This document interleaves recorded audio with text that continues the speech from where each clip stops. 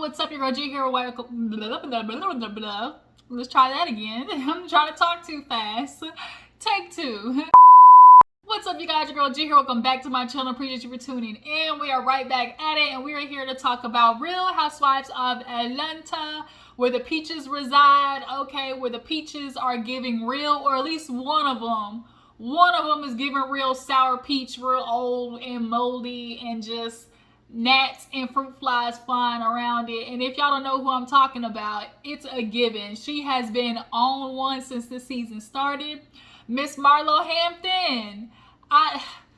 Girl, last season we was like, you know what? It was Marlo's first season. You know, maybe she had to get the jitters out. You know, everybody don't have a good season. So we tried to let you have that season last time that you just, you know, maybe came on a little too strong.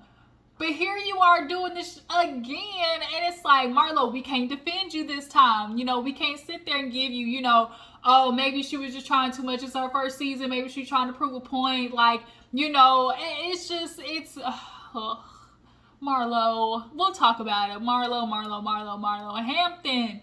Why? We were all rooting for you. But yeah, you guys, we're Housewives of Atlanta. Let's go ahead and get into it because I have some shite to do. I gotta go drop my niece and nephew off at track practice. It's just a whole lot going on. So yeah, let's go ahead and get into the episode. If you're new to my channel, appreciate you for tuning in. Everybody else, y'all know what to do. Drop down in the comments. Let me know that you stopped by. Hit that thumbs up button so we can get the interaction going. Y'all, your girl's almost at 3K. I cannot believe it. Finally reached 3K. I feel like I've been in 2000s for forever. So I'm ready to hit 3K, you guys. Your girl deserves it. So y'all make sure to tag, post, share, all that good stuff so we can hit that 3K mark. All right. So yeah, let's go ahead and open up the episode now. Watch this maybe 1.5 times. So if I missed anything, I apologize. But this honestly was a filler episode because I know, but when ladies go on the trip, it's always like one filler episode before like the actual like boom bam pow.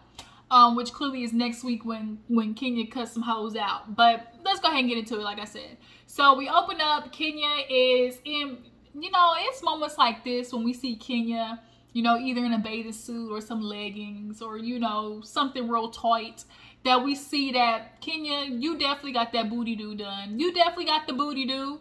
It's definitely the booty do's. Like, it's just stacked. It's sitting there like real fake. Like, that's all I'm trying to say. I know you want to say your booty real, but I don't think it is. Y'all drop it in the comments. Y'all think that's Kenya real booty? Y'all think that that's whole real ass cakes?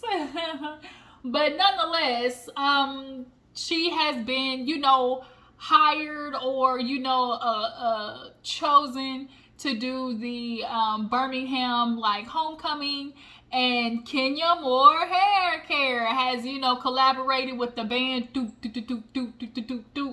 So yeah, she's like super excited. She hasn't told the ladies that she's doing the halftime show with Kenya Moore Hair Care. That honestly goes down as one of the most, like, Kenya Moore Hair Care drumline goes down in Atlanta Housewives history, point blank period. She really lit Marlo up with that one, didn't she? No remorse. Okay, you know how just on your bullshit you really ought to be to show it to somebody else's event with a band and your own products. Like, do you know how like on one you gotta be? Like, I'm not mad at it. The junk was funny, but nonetheless, she's collabing with the band. She's dancing Manetta. She actually was a choreographer. She danced with Joe, Prince, just to name a few. So she, you know, kind of asked her to come by and help her get some moves going. So they're practicing, and she gets a call from Roy. And Roy, y'all know, is the white guy that Kenya, you know, was talking to from like Kill Me Crazy or something like that. Manetta, she seems to be like the hooker-upper of everybody in the group. I think she done hooked up like another person in the group and they like got together and whatnot. So everybody, people look at Manetta like, okay, you know, you got something. So Roy and Kenya been kicking a real heavy bass. And, you know, they start flirting a little bit. He's asking her how she's doing. She's like, oh my gosh, just looking at you makes me miss you even more. Da-da-da-da, key. And, you know, Kenya at this point in her life is giving real, I don't give a mood. Like, and I'm not mad at it because at the end of the day, she said, look, Mark is dragging this out. He won't sign the papers. You know, a lot of women, especially women in particular, they don't really want to do that thing of like, I'm having intercourse with somebody else while I'm still technically married, because they love to throw that in people's faces. I'm one of those people like, yeah, it's like, oh yeah, you're still married, but by paper. Like, I'm not one of those people, if you're still married by paper, who feels like, oh my God, like you're still like, a wife, like you still, like, I feel like it depends on what the situation is. For me, that's the type of person that I am. If it's a situation where it's like, oh, you and your wife or ex-husband are in the process of divorce and like still live together, then maybe that's a no-no. But, in a situation like Kenya and Mark, where it's simply the only thing keeping her from being divorced is the fact that she has an a-hole ex who is determined to punish her and take everything out on her, because remember, like he said, he can build what he got 2 times over if he wanted to. He don't need Kenya money. Sure don't look like it, huh? But I tell you, it's always niggas don't want to sit there and brag and be, braggadocious about what they got and, what they can build and all type of this high quality man. But boy, let me tell you, when the women get to filing for divorce, boy, do they get their panties in a bunch and try to get the money. Because we got Mark who did it, we got Wendy Williams who went through it, we got Mary J. Blige. Y'all know all the women who got to deal with they dudes trying to take money. Kelly Clarkson, when she got a divorce from her dude, I think he ended up getting like $25,000 or $30,000 a month out of Kelly Clarkson. Like, what? Word? Okay. But nonetheless, Kenya basically is like, yeah, I got back the Yelp reviews and I might have had a little, taste test myself, and it's giving Mark who? It's giving legs up to the sky, peace sign, okay? If y'all haven't heard that song, Peace Sign by Seven Streeter, definitely go check that out. One of my favorites. Seven Streeter does not give enough credit. She does not get enough credit, y'all. Seven Streeter really is that girl. She's naturally pretty, brown skin, just on cocoa, like body, like everything. Everything about, she's so talented. That's just a sidebar. But yeah. Kenya said, I done found me a little to hop on and do a full split with, and he hit it from the bike tab, hit it from the bike tab, okay, he getting it, and she just like, I'm over Mark, you're not gonna sit there and stop me, because that's really all Mark is doing. His narcissism is making him do everything to try to keep Kenya from, moving on peacefully. It is really sad. Moving on, so we see a scene with Marlo. Marlo's with her nephews. She's gonna run this Monty into the ground. So she's doing her like typical Halloween shoot, and she has her sister. I think that was her sister, and then her nephews, and they're just sitting down talking or whatever. She loves, oh, ever since I got me a life coach, yeah, she keeps talking about this life coach, y'all. Is it working? It's working like 40% of the time. Like, is Marlo doing just so much like that you can't see that she's not changing? It's like, yeah, you see a difference, but every now and again, that Marlo just gotta, that Marlo we know just gotta, pick that head up and like, whoop, I'm activated, and we see her every episode, something she doing, and she is just getting activated. That's the word I can think of, is activated, because she hear the word candy. Candy is literally grinding all of Marlo's gears. Like, I don't know what she has it set out for Candy. So, her nephews, one was like the dude from It. She was something, and nonetheless, they took a picture, but she's talking to her sister or whatever. She's like, yeah, I just really can't believe, all this stuff that's going on. She wants to talk to her about, getting her gun rights back, basically, because when she had her past, they took away some liberties. And so she's like, I really want to try to get that figured out, because after the burglary situation, like, I really want to be able to protect myself. And I definitely understand that, like, not having the feeling of being able to, like, if somebody breaks into my home, like, I can't do nothing, like, I can't protect myself, that definitely has to be scary. So I see Marlo, I'm not mad at Marlo trying to do that, but girl, you really trying to get mad at Candy for everything, like everything. So she brings up that she met this girl, well, as we know, Courtney, and she's like, oh yeah, Courtney already set me up with somebody. So this is why I tell you why you got to have good friends, around you. Good friends, are make you good people or whatever. She's like, that's all what we can't say about Kandi, because here in her confessional, the way Marlo is putting it, it's like, oh, my family was coming on to me, like they were just so upset with Kandi. They were so disappointed in Kandi. They just wanted some acknowledgement. They just, wanted, like, we hear this word acknowledgement from Marlo a lot. And I think it is a trigger for her, obviously, throughout her childhood.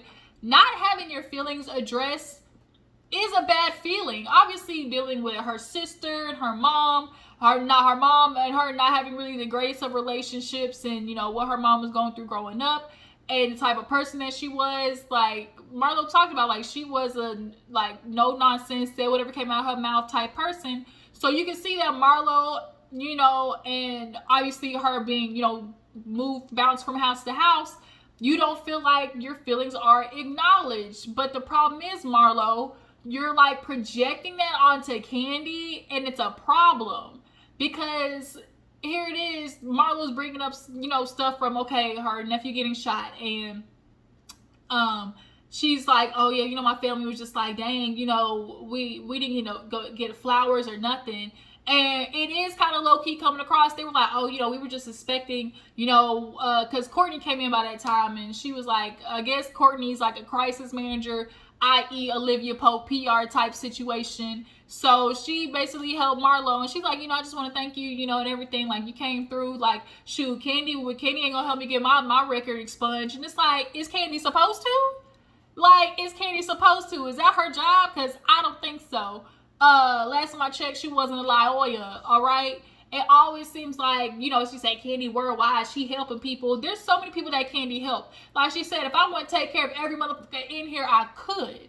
There's a lot of things that Kandi, I'm sure, does that y'all don't really know about. First of all, Marlo, she's already tried to help your old dusty ass, because did she try to help you get a show?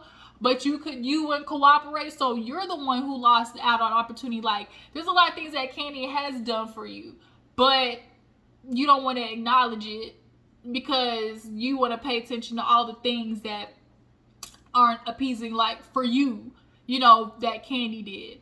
And so nonetheless, it's starting to really feel like, I think her and the family were expecting, because he worked that old lady gang, for Kandi to pay for the shit. Like, that's what it's kind of feeling like to me. Am I tripping? Like, is that the vibe y'all got? Because that's the vibe I was getting. She was like, yeah, we didn't get no flowers, no nothing. And it was like, okay, because he worked at old lady gang,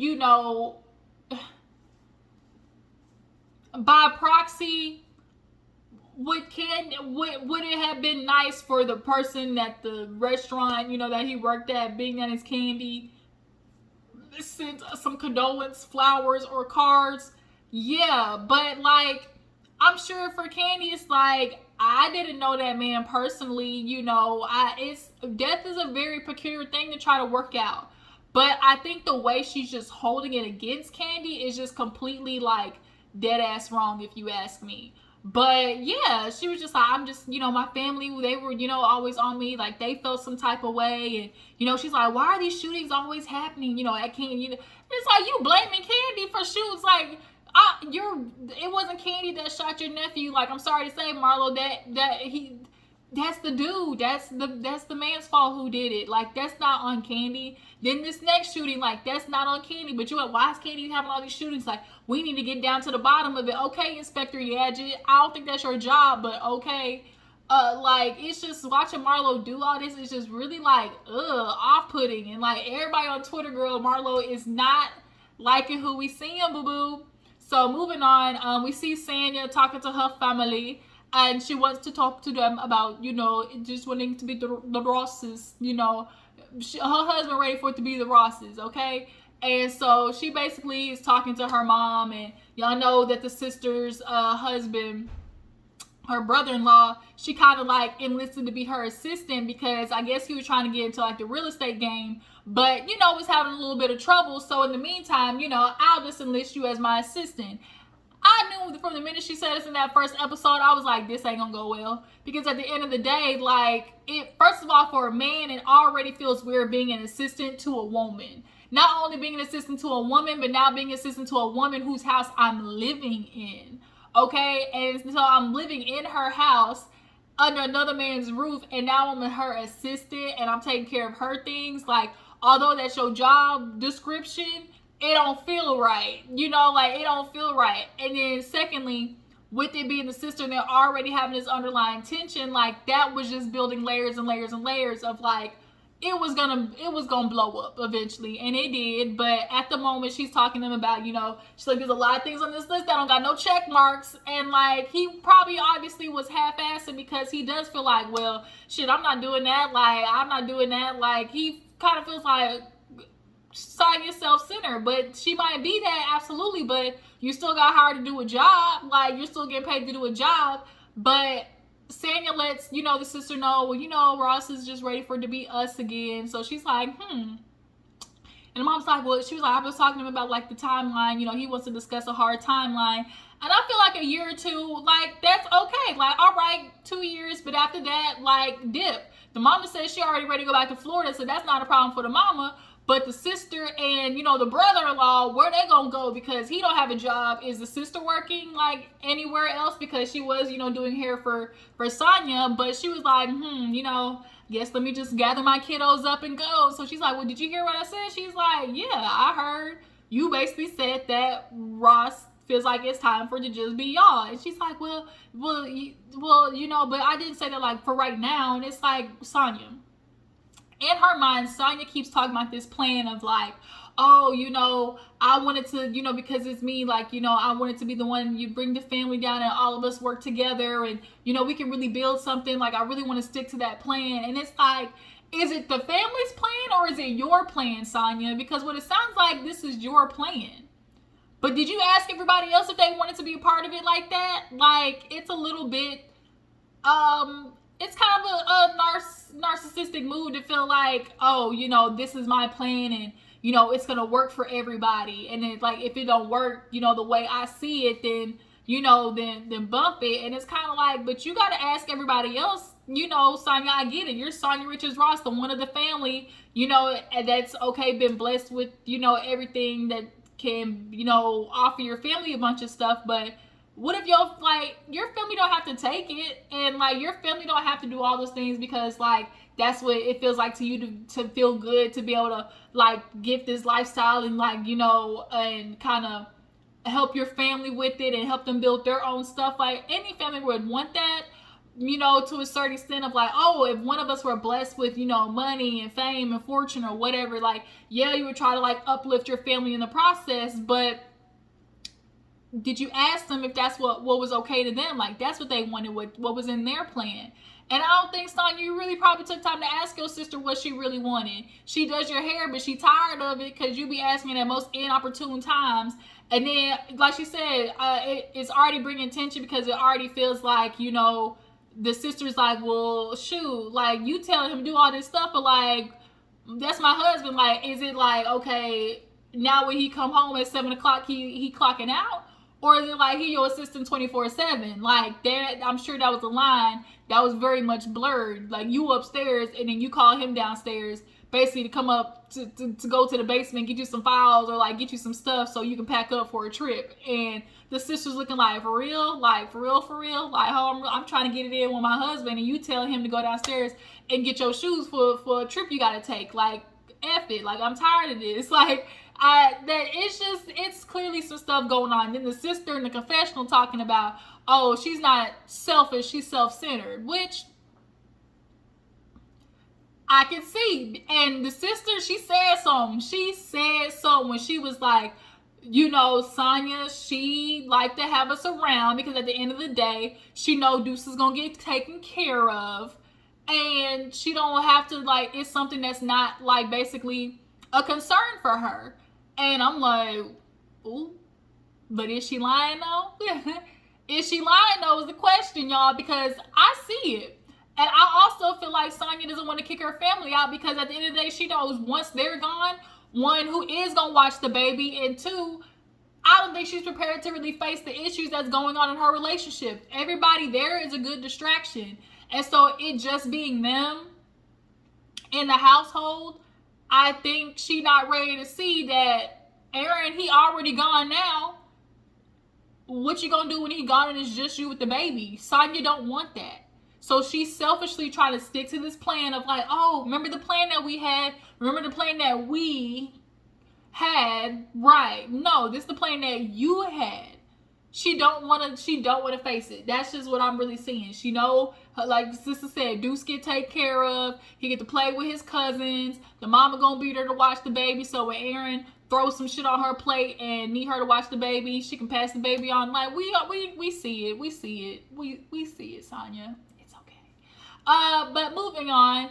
There was this moment where Sanya, she did admit that the brother-in-law quit. She like, yes, something happened. Because after the conversation, I said, well, Ross, wanted it just us. Old dude quit. He upped and quit. And so she's like, it's just causing some serious problems with me and my sister. I don't know what's going on. We definitely need to talk it out. I feel like, what's this mean for the sister? Because now that he not working for Sanya, where the money gonna come from for y'all to live somewhere? That's my question. That is my question. Like, now that he down here, he really gonna push himself to create a lifestyle for you, like be able to take care of you. That's what it is. I'm sure it's not a good feeling for him to be the sister's assistant. Like, I'm sure that doesn't feel good, and I'm sure that probably creates kind of a turmoil between their relationship that Sanya you don't think about.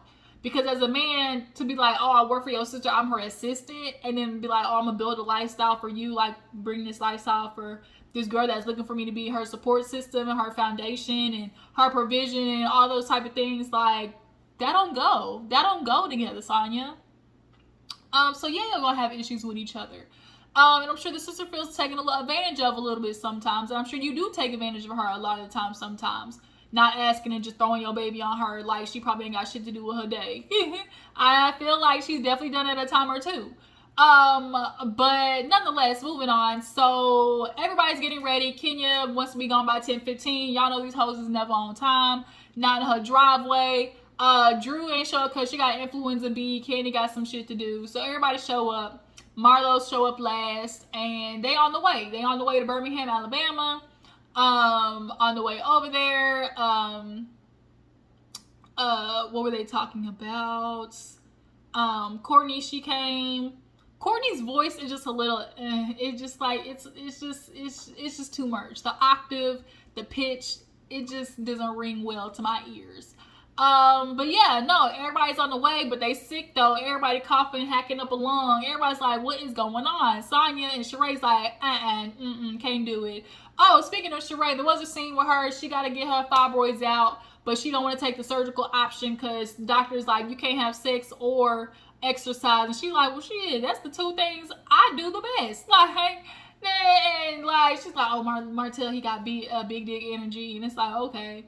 But are y'all really having sex? Like, are y'all really having sex? Are y'all really doing it like that? And if you are, girl, I hope you wearing a condom, because as you know, Martell be on these streets raw dogging all the hoes. So you might want to check that.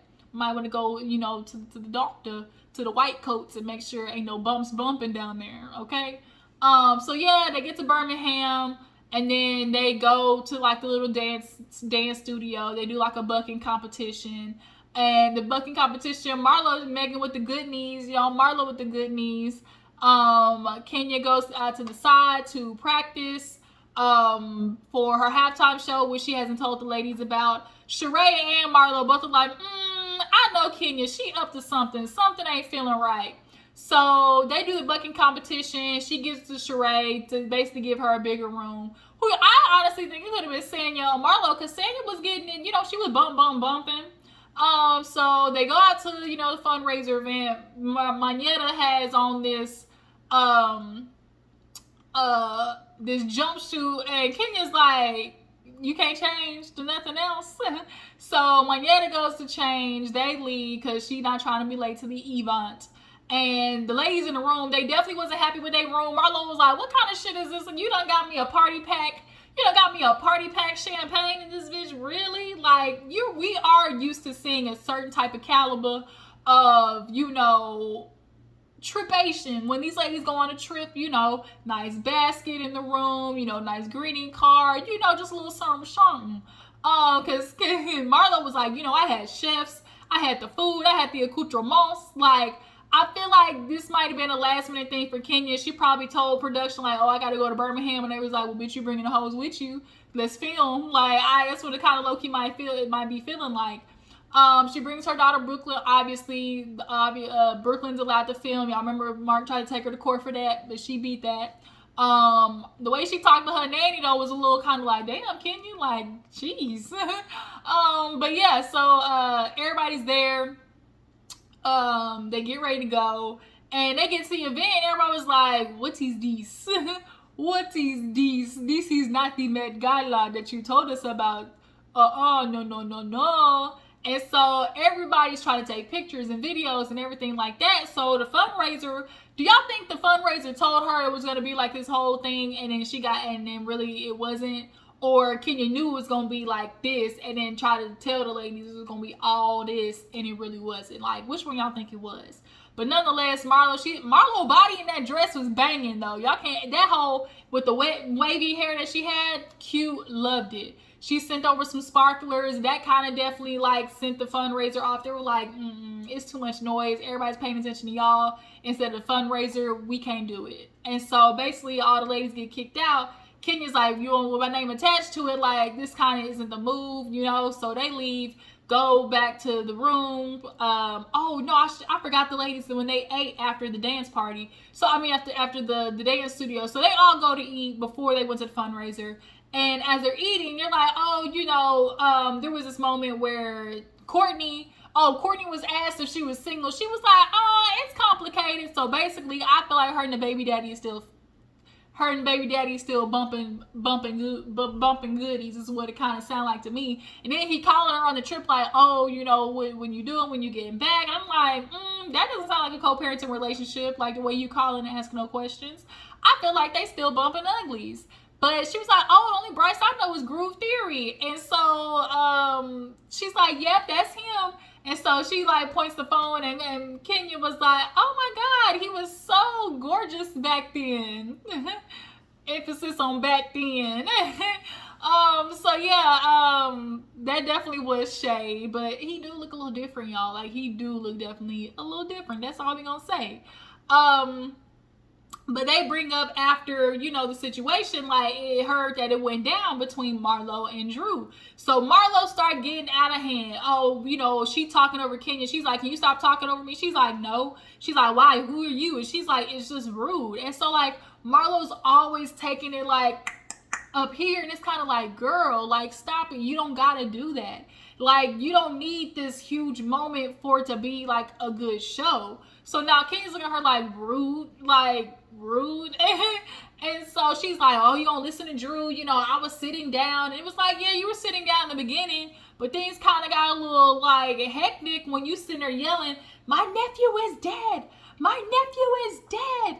And it's like, whoa, wait a minute. Like, okay. Now, Kenya explained it in a way to me that was pretty close to accurate to me, I feel like. Aggressive, it was a church, but like overall, it was just like spastic, almost like the way Marlo just kind of popped off. But of course, Marlo, she is using it as a moment to give it at Kenya, and Kenya's not biting. Before the old Kenya, I think Marlo's expecting the old Kenya that would spar back and forth with her. Kenya's not in that space anymore, Marlo. You gotta understand, ladies are elevating, and you gotta elevate too. Like, you're looking for these fights and these moments, and it's not gonna happen. Like, you gotta find a new way to do this, Marlo. Like, now that you're not the friend and you have a peach, like, you're gonna have to find a different way. But yeah, you guys, do y'all feel like Kenya, like, didn't appropriately explain, like, what Drew was saying how she was too much aggressive? Do y'all feel like she, like, didn't explain it correctly? I feel like she kind of did, but Marlo she just really is on one when it comes to Kenya and Candy. She is determined to be, like, the one to like lead the forge, you know, to take these two down. And it's like, girl, you really are burning yourself. You are burning bridges, okay? Candy, you want to burn that bridge? The girl literally just got herself I saw the KFC commercial with her and Ace. Like, Candy make moves and you gonna miss out, boo-boo. So yeah, you guys, I feel like that's pretty much everything. They talked at the the little lunch. They was going back and forth. Um, Sanya was like, "Shit, I'm drunk," and Sheree was like, "Through, THREW." That's how I spell it, through. Okay, I'm through with this situation. Yeah, and I feel like that was it. I don't feel like I missed anything. Um, when they were talking at the table, they talked about Drew fighting, being aggressive. Um, yeah, and then Sanya and Sheree, yeah, I don't think they talked about anything after that. Um, the party definitely was like kind of like, you talking about Met Gala, dressed to impress Kenya. Okay, okay. Marlo said looking like a great knockoff Carrie Bradshaw, and when they did Kenya in the sea and they dropped the house down behind it, and it was that old dilapidated house, I said, no, y'all didn't. But yeah, you guys, Real Housewives of Atlanta. What y'all tell me how y'all feel about the season? What you guys feel about Carlos King talking about Bravo and Real Housewives of Atlanta? What do you guys feel about that? I appreciate y'all for tuning in. Make sure to follow me on Instagram and Twitter, and I'm gonna catch y'all later. Bye.